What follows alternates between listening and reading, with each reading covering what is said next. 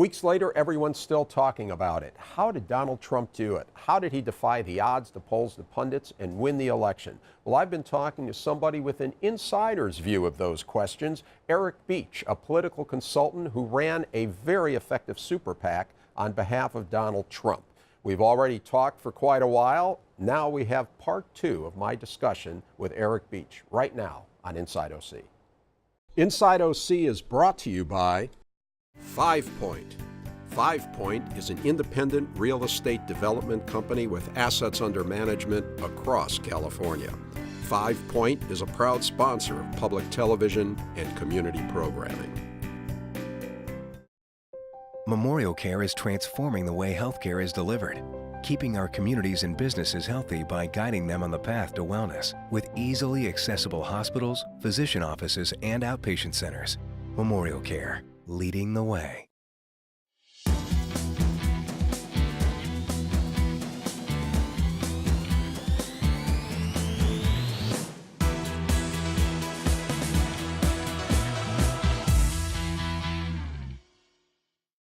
Hi, I'm Rick Reiff, and I'm continuing my discussion with Eric Beach. So, Eric, did you know Donald Trump before you got involved in his campaign beginning, last December, January? I did. I had met him in 2008 with Mayor Rudy Giuliani, and then I had met him in December prior to forming the PAC. So you met him when you were working for Giuliani and on Giuliani's campaign. Correct. And what was your impression at the time? First time you meet Donald Trump, he's the TV celebrity, the big-time billionaire real estate guy. What was that like? Well, my wife and I, that came 5 years after Arnold Schwarzenegger, and he was a pretty big celebrity himself. So, I was a little bit used to it. But, he not only did he command the room, what I found about him is that he was a great listener. And most importantly for me is, I have 3 kids. I understood and looked at his kids and got to know his kids a little bit and the way that his family was and his relationship with his kids. For me, that was the most important thing was, his ability to be a great father, more important than a future politician. So, I've always thought very highly of him. Did I think he would be the president of the United States back then? No, I did not. What is his personality in person, privately, different than what you see on the campaign trail? Look, I think he's very inclusive and engaging. I think the one thing that doesn't come across maybe is how good of a listener he is. He wants to listen. He likes to observe people around him. And he understands that, there's going to be different ideas. He's not going to surround himself with a bunch of yes men or yes women. He's going to surround himself with people that give it to him straight. And then from that standpoint, he's going to make the final decision. You can bet on that. Since then, since you've been involved in the campaign, how often have you met Donald Trump or talked to Donald Trump? Well, I'll be there. I'm going to go out there for a breakfast with him tomorrow and another small group of people on the transition team. And then Ed Rollins, who was Ronald Reagan's former campaign manager, will be there with me as well. He's the co-chair of the PAC. So, our job right now is to make sure that we can recommend any good people that want to serve the administration and then continue to move forward with this PAC because he needs an outside group that's going to continue to not only promote his agenda, but make sure that both Republicans and Democrats understand what his agenda might be. So let's talk about that because, as you know, that created some headlines when Great America PAC, that's your PAC, helped to get Trump elected. You came out and said, we're going to continue this PAC, and we're going to be advocating for Donald Trump. And some of you are saying, well, if Paul Ryan does something that Donald Trump doesn't like, you'll start attacking Paul Ryan. Is that what's going to happen? Well, it's not the intent of it. I mean, and so far, Speaker Ryan, Mr. McConnell, they've all suggested that, they're not going to be yes men as well. But at the same time, they understand how Donald Trump won this election and that the people and the electorate are with Donald Trump. And so, he's going to lay out his vision for the first 100 days, and that's going to be where we come in. We want to make sure that we, again, inform our supporters, but also other supporters on what those policies are. We're not going to create those policies. We're going to help make sure that those policies get implemented. And really, the thought about bringing Donald Trump into it is he might not blow out the boxes, to borrow your line. He's going to drain the swamp, or to borrow his. And we want to help in that process because this is going to be a new age, and this is going to, again, continue to help grow the party and expand the country. All right. So we know you can do biting ads. We saw some of those in the first segment of our interview. Could there be ads attacking Nancy Pelosi? Could there be ads attacking Mitch McConnell, you know, and things like that? Well, I mean, you use the word attacking, I use the word informing. So, look, elections have consequences. Even Barack Obama said that when he was elected famously to Senator McCain. And part of this is, you know, Donald Trump ran on an agenda. And now it's time to help implement that agenda. And there are going to be critics, like there were immediately after the election, that, you know, frankly didn't get their agenda passed through Hillary Clinton. So that's what we want to help achieve. And if there are people along the way that need to be swayed and things of that nature, or at least informed, we're going to do that. Okay, so I guess we will we'll see how things go, and if things get a little rocky, we might. And of course, Trump always. Do you think he'll continue to tweet and everything through his presidency? I do.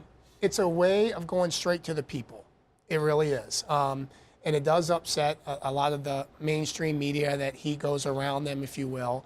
But you know, there are people on Twitter. It generates news, and something that we talked about earlier. It generates discussion. It's not just him tweeting inflammatory things on Twitter or any types of social media, but we need to have a discussion about the issues that he believes that Americans care about the most. And to be candid, he was one of the only candidates on both sides of the party that understood those issues early enough. Yeah, you mentioned Ed Rollins, which is a name that a lot of people know. You brought Ed Rollins into the Trump campaign, right? Yeah, I mean, Ed's a mentor of mine. He came into the PAC. He took enormous hits and risk because, of course, you know, he's been, you know, the Ronald Reagan campaign manager in '84. But I found him to be so engaging with both, you know, Donald Trump and his supporters, but also people that were, you know, in Washington, D.C. and helping them say, look, we can get behind Donald Trump, and here's how, here's why, and here's where. And so he's been tremendous to work with, and I continue to look forward. Was this kind of a little bit of a comeback for Ed Rollins? Because the impression I had, and you know, and of course mine is only from watching the talking heads on TV and that kind of thing, was that maybe a lot of people thought, he was a little over the hill. He'd seen his best days, and then he hooks up with this PAC, and now he's in the center again. I mean, would that be fair to say he could be like a comeback player? I'd like to say, you know, to borrow the sports analogy, that, you know, you're only good as your last game, and he's been great. And the truth about Ed Rollins is he's been a little bit of a renegade, and so is Donald Trump. So is Ronald Reagan. I like to think of myself as a little bit of a renegade. I'm not somebody that's only going to vote for Republican or the right Republican because he or she might have been in office prior to that. Most Americans are in that same boat, I believe. I believe that this Tea Party movement wasn't just some right-wing conspiracy. I believe it was a signal to the rest of the country to say, we're going to elect leaders that are going to pass an agenda that we believe that's going to help make America great again. And that was the beauty of Donald Trump, to bring it back to him. That branding that Donald Trump had, he understood that simple phrase, make America great again. And while he was mocked on it early, that, you know, that's what people wanted. People want to make sure that we have a meritocracy in this country that we can flourish in for all Americans. Do you think Trump is going to want to bring the country together? There's been a lot of talk about healing. You know, after he got elected, there were kids on college campuses crying. Some of their professors were crying along with them. And I think the response from the other side wasn't like, let's reach out. It's more like, you know, what a bunch of crybabies. You know, we have a very divided country right now. And I think there are people who feel they have lost. They have lost, and they're just going to have to wait for another election to win. Is there any possibility we're going to come together in the next 4 years? Well, I reject the premise that we're more divided now than we've ever been. You know, 2000, we were pretty divided. We had a real recount, you know, with the Supreme Court, and we had Al Gore with the popular vote. Well, that's because it was a close election. No, I understand, but again, we were divided after Barack Obama won, you know, his reelection. I mean, you win by 2 to 3 million votes either way for, you know, a country of 300 million people. His job as president is to make policies that he believes are going to better the country. Not everybody's going to be on board with those policies, but you can't try to appease a certain segment of people, or Democrats, Republican. In many ways, he's a nonpartisan candidate. He's a nonpartisan president. the policies that he makes, I think he wants to be successful, just like he did in business. I think he wants to prove people wrong that says, oh, he's not going to be successful because he has too much rhetoric or too much hate. If you think about his rhetoric or any of that nature, it's irrelevant. The only thing that's relevant are the policies that he's going to implement, and I believe those policies are going to make the country great, and therefore, let's look at that, how that shakes out. And I think some people are going to flourish in it, and some people are not. But also, we need to teach, our children, I have 3, we have to teach them that, you might get a setback in life, and how are you going to overcome that? And we have a system in place that right now we're rewarding everybody, trophies, whether you win or lose. You're going to have to learn how to lose. And interestingly enough, some people don't know how to come back to that. And in Donald Trump's election, he was beat up pretty bad. And the greatest strength that I saw him have was his perseverance, overcoming adversity. And I really believe that really helped, because most Americans have to overcome adversity. It's not just one segment of Americans that have to overcome it. We all do. We've all been fired. We've all not gotten a job that we've wanted. We've all, had a F in school at some point, or at least probably you haven't, but I know I have. And so it's really about overcoming circumstances to make your lives better, and I think he'll have policies to help do that. I would have had an F in machine shop, but the teacher said I did so well in everything else. He said he couldn't give me, so I got a C. But anyway, instead of an F. Yes. But anyways, all right. So, I know fear too. Yeah. Okay, all right. Things have to be going pretty well for you right now, and how has the attitude of politicos, the operatives, the people you deal with, the politicians? A year ago, you sign on with Donald Trump, who at that point was still a renegade. Half the people in the party wanted to disown him or did disown him. And now you're the guy that got the president elected. I mean, well, I'm one of them. Are people nicer to you now? Sure. I mean, I haven't heard from some people I heard last week. I haven't heard from them in 10, 12 years. But I don't get a certain validation from that. What I believe is, you have to be thick-skinned to be in this business, and it's not a game to me. I signed on with Donald Trump because I want my family to make sure that they flourish over the next many, many years, and it's not just about the next generation, but the next generation after that. So, to me, yeah, you're going to take your hits. On election night, my wife and I read all the emails of people that told me how ignorant I was for being part of Donald Trump, and you showed the ad earlier. But now it's really time to make sure that things get followed through on.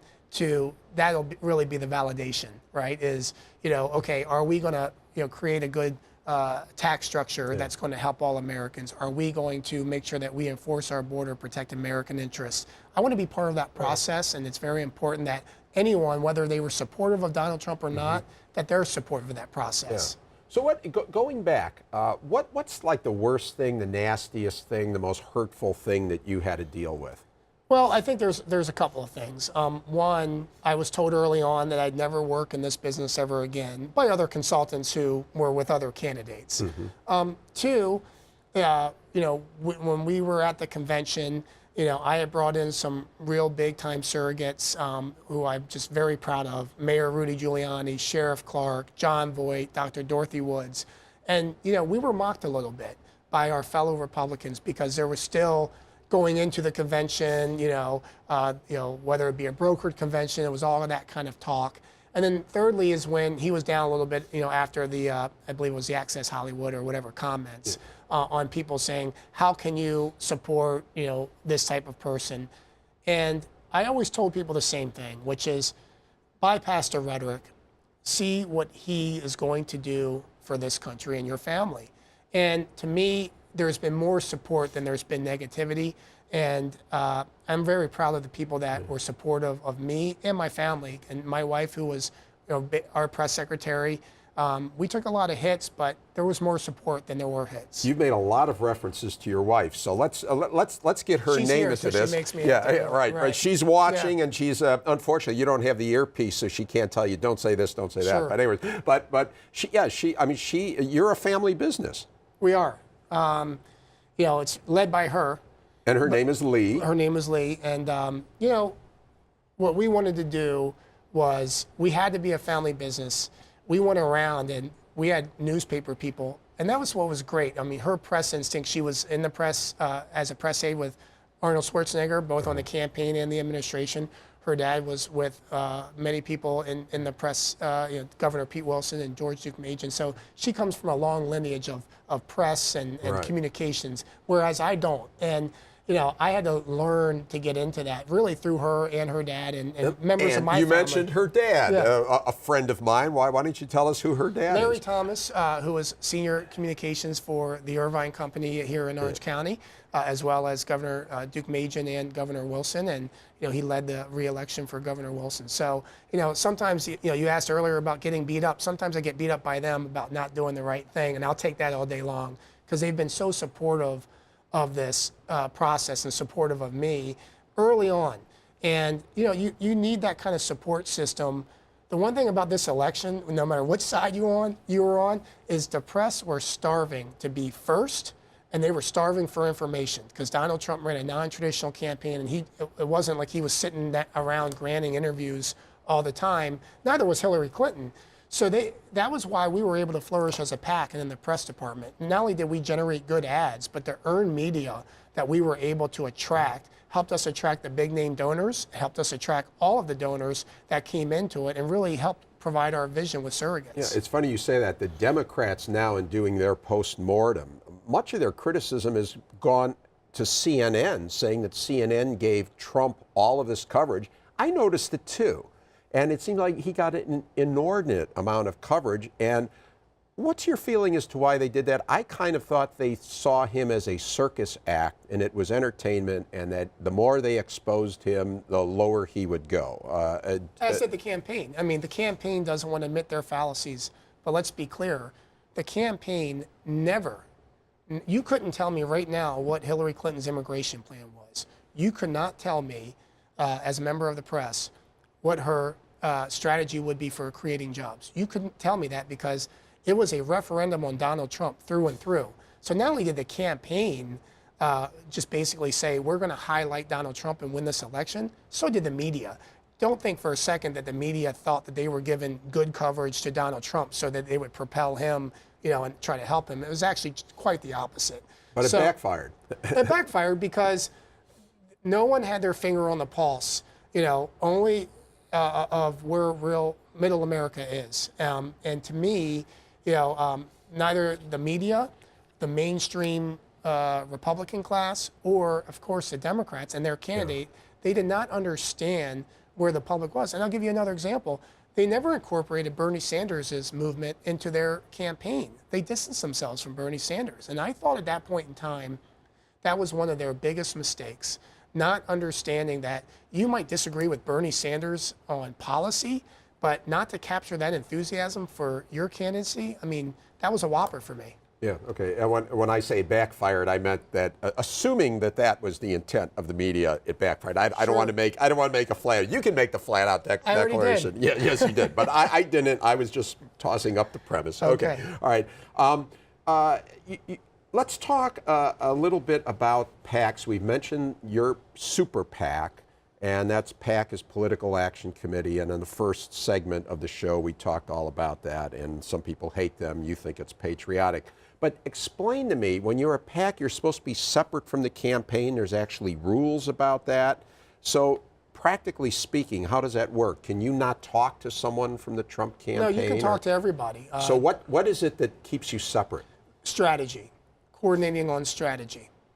You have to bring in your own strategy. I can't ask anybody of the campaign, hey, what's your strategy? Are you going to place ads in Iowa or New Hampshire? I can't do that. I have to get my information from either the earned media or the website when I do that. We can talk to the same donors.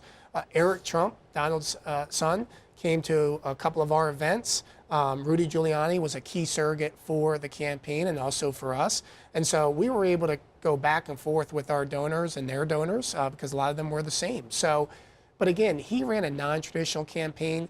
I think what we've done at Great America PAC paved a new way for super PACs. It's not, such as? Well, it's not just augmenting the campaign. And the criticism has been, oh, it's just an extension. It's just a way to get more money to do the same things the campaign does. No, we didn't do that. We had our own strategy. We built our own data. and the campaign wasn't doing that. Now, we were fortuitous in the fact that Donald Trump was not doing that in the primary election and for most of the general, but we did all of that. So we established a network of supporters or even people that were on the fence that were very unique, that have not what they're called low propensity voters. And we were able to create these ads. We have our advertisements that you showed earlier. A couple of them were called the most impactful ads of this election cycle, because we knew that based on our data, and that data was turned into the micro-targeting. Every state that we had offices in or that we played in, Donald Trump won. And you're talking those very important swing states, and as some people like to note, it's only about thousands of votes that he won, but that's partly due to our efforts. Yeah. Call me a skeptic, but I find it hard to believe that there isn't communication that goes on. There is. You just can't strategize, and we didn't need to. We had Ed Rollins laying out a great strategy for us. Ed is someone that's won 49 out of 50 states. Right. I'll take that as a strategy anytime we can get it. Who are some of the who are the biggest? You're very proud of the fact that a lot of the money, was it a lot of it or most of it, that came from small contributions? About half of it. About half of the 30 million or so. All right. Who were the 2 or 3 biggest donors, the biggest checks you got? Sure. The Perlmutters, who own Marvel out of New York. They're Marvel. They're close friends of that's Spider-Man and all that. Yeah. I mentioned Bill Doddridge. He gave a large amount of money and basically seeded us at the beginning. I'm really proud of him. So Bill's out of Orange County. He gave about how much? He gave about $300,000, but that doesn't include all of his private plane flights. All right. And how about the Perlmutters? How much did they gave? $5 million. $5 million. And we had a couple of other donors give $2 million. The owner of the Houston Texans, Bob McNair, Andy Beal, who's a close friend. And the irony is, they gave it in the last month because they saw our efforts and they said, please do more of what you're doing. Okay. How do you feel about the argument or the fact that Hillary Clinton got 2.5 million or or so more votes than Donald Trump? Some people are saying, hey, he's the president, he won the Electoral College, but the popular will of the people was really with Hillary. Well, not really. The popular will of California, New York, and Massachusetts were with Hillary. I mean, 1/3 of the congressional delegation for the Democrats are from those 3 states. We're a republic. Every state's votes should count. Some a little bit unequally, but they should count through this process. And the policies that he's going to create, Californians and New Yorkers may think differently than the rest of the country, and they obviously do think differently. So I'm a big fan of the Electoral College, only because it represents all of the people in the United States. Okay. And speaking of California, is the Trump administration on a collision course with the state of California? The state of California may be on a collision course with Donald Trump. Elections have consequences for what we want to do as a state as well. I mean, we just elected Kamala Harris. Our senators have, much like the rest of Washington, D.C., been failing certain states.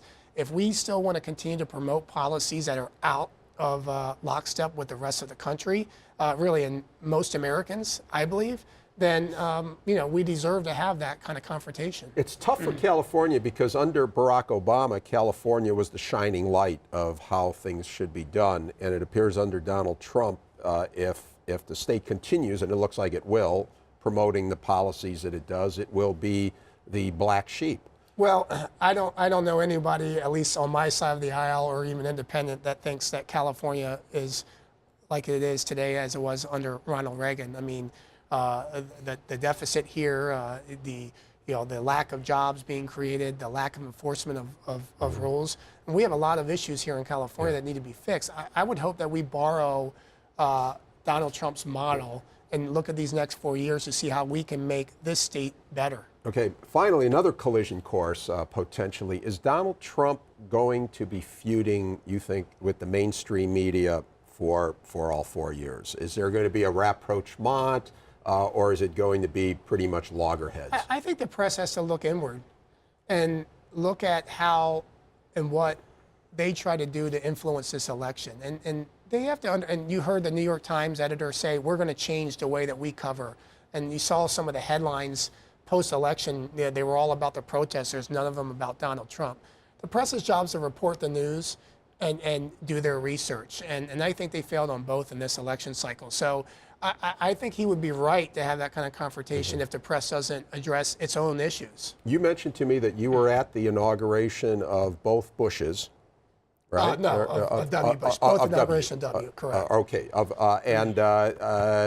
I assume you've got, do you have a better seat this time around? I have a better seat. It's going to be just as cold, but we'll take what we can get. We're going to do a couple of events there, and everybody's going to come in and just be very proud of this effort. But we have a lot of work to do on January 21st, and we're going to continue some great work. Well, Eric, regardless of how anyone feels about Donald Trump and about your role, nobody can deny you were a huge success in this election. Congratulations. Thanks for and thanks so having me. much for sharing so much time and giving us an insight into a historic campaign. Thank you. Well, that's it for now. Thanks again to my guest, Eric Beach. You can watch this show, Part 1, and all the other past shows by going to pbsocal.org or rickreiff.com. You can also catch our shows and our post-show open mic chatter on YouTube. And follow us on Facebook, Twitter, and Instagram.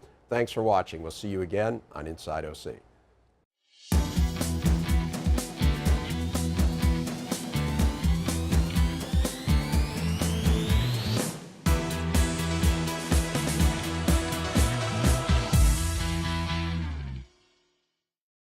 Inside OC is brought to you by 5 Point. 5 Point is an independent real estate development company with assets under management across California. 5 Point is a proud sponsor of public television and community programming.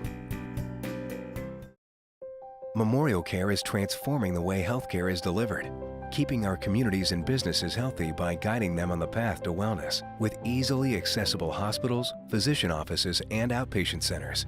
Memorial Care, leading the way.